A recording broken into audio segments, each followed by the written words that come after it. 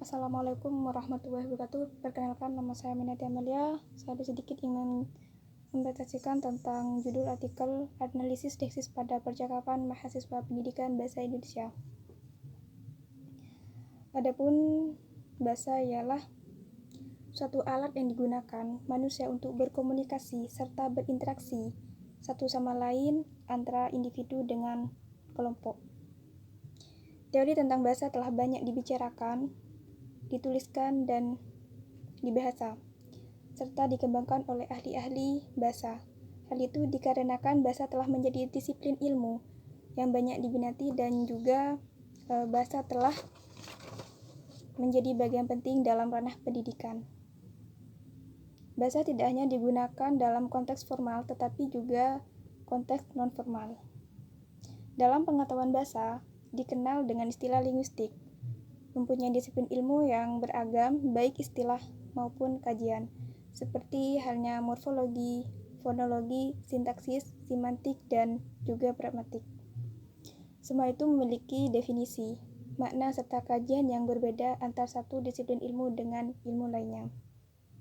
Seperti halnya pada disiplin ilmu pragmatik, jelas sekali pada disiplin ilmu ini terdapat perbedaan dengan disiplin ilmu linguistik lainnya, baik dari segi istilah maupun kajian. Menurut Yule 2006, pragmatik adalah studi tentang makna yang disampaikan oleh penutur atau penulis dan ditafsirkan oleh pendengar atau pembaca.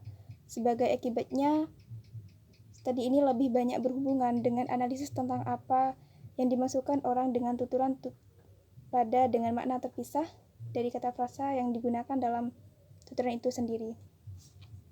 Pragmatik adalah studi tentang maksud penutur. Dengan kata lain, pragmatik merupakan ilmu kebahasaan yang mengkaji maksud dari penutur. Tujuan dari penutur apa yang disampaikan oleh penutur. Dalam artikel ini meneliti salah satu bidang kajian pragmatik, yaitu deksis pada percakapan mahasiswa bahasa Indonesia. Menurut bahasa, deksis adalah penunjukan yang seringkali dijumpai dalam kehidupan sehari-hari, baik dalam dialog, buku, koran, atau bacaan lainnya. Sedangkan menurut istilah, deksis merupakan kata yang tidak memiliki rujukan tetap. Kata deksis dapat diketahui rujukannya apabila mengetahui konteks tuturan. Sebuah kata yang dikatakan bersifat deksis apabila rujukannya berpindah atau berganti, tergantung siapa yang menjadi pembicara, saat dan tempat dituturkannya kata-kata itu. Powo 1984. Hal ini dapat disimpulkan jika sebuah kata yang disebut deksis apabila memiliki referen yang berubah tergantung dengan konteksnya. Dalam kenyataan, hampir semua tuturan mengandung deksis, baik tuturan lisan maupun tulisan, apalagi dalam berkomunikasi ataupun bertindak tutur. Merupakan suatu kegiatan berbahasa yang dilakukan oleh penutur untuk membicarakan makna serta maksud tuturan kepada lawan tutur. Makna serta maksud suatu tuturan dapat dipahami oleh lawan tutur berdasarkan konteks tuturan. Sudah 2009, 21 mengungkapkan bahwa konteks merupakan situasi atau latar terjadinya suatu komunikasi. Kajian tindak merupakan suatu kajian yang penting dalam pragmatik. Hal ini merujuk pada pemaparan Rustono 1999 bahwa tindak tutur merupakan entitas yang bersifat sentral dalam pragmatik, sehingga tindak tutur menjadi dasar bagi analisis topik-topik pragmatik yang lain seperti peranggapan, implikatur, percakapan, prinsip kerjasama, dan prinsip dalam kesantunan. Dalam kehidupan sehari-hari, seringkali terjadi penggunaan bahasa ataupun komunikasi seperti halnya dalam pergaulan mahasiswa.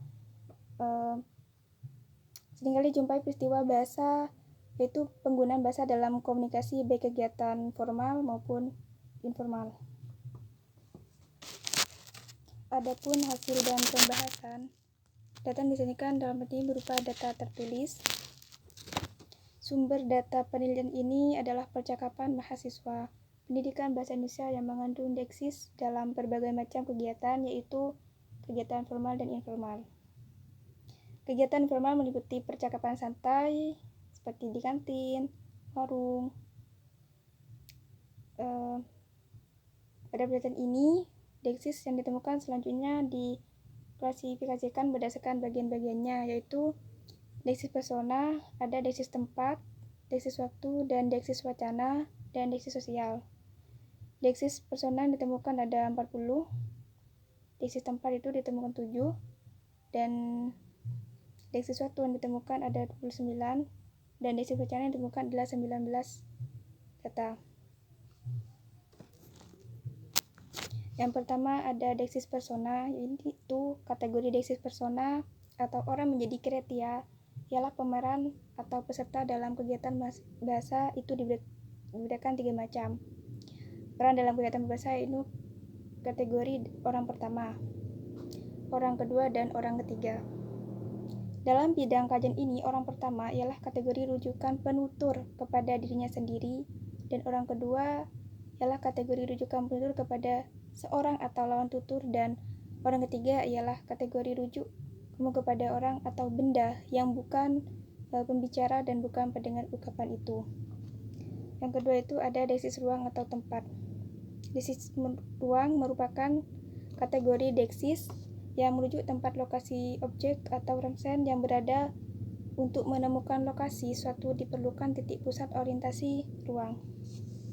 Pusat titik di tempat lokasi penutur berada lokasi sebuah objek yang ditujukan oleh sebuah kata deksis ditemukan. Yang ketiga ada deksis waktu. Ialah merupakan kategori deksis yang merujuk pada waktu yang dimaksudkan dalam tuturan untuk menentukan. Waktu yang dibutuhkan titik pusat deksis dalam menunjukkan pada waktu yang dimaksud. Yang keempat ada deksis wacana. Deksis wacana adalah merupakan kategori deksis yang merujuk pada bagian-bagian tertentu dalam wacana yang telah diberikan dan atau yang sudah dikembangkan, atau bisa dikatakan dalam deksis wacana merujuk pada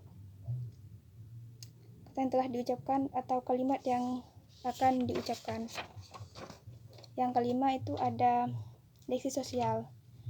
Deksis sosial ialah deksis yang menunjukkan atau mengungkapkan perbedaan-perbedaan kemasyarakat antar peran peserta atau antar penutur dan mitra tutur. Dalam deksis sosial ini rujukannya adalah perbedaan yang ada dalam lingkungan masyarakat, bisa karena umur, jabatan, kedudukan, bisa pula karena kesopanan santunan dalam berbahasa. Jadi kesimpulan ini adalah hasil penelitian pembahasan mengenai analisis tesis pada percakapan mahasiswa Indonesia dapat ditentukan bahwa jenis-jenis percakapan pendidikan bahasa Indonesia adalah ada deksis persona, deksis ruang tempat, deksis waktu atau sekarang mendatang, dan deksis wacana antara deksis sosial. Baik, kurang lebihnya saya mohon maaf. Billahi taufiq wal hidayah. Wassalamualaikum warahmatullahi wabarakatuh.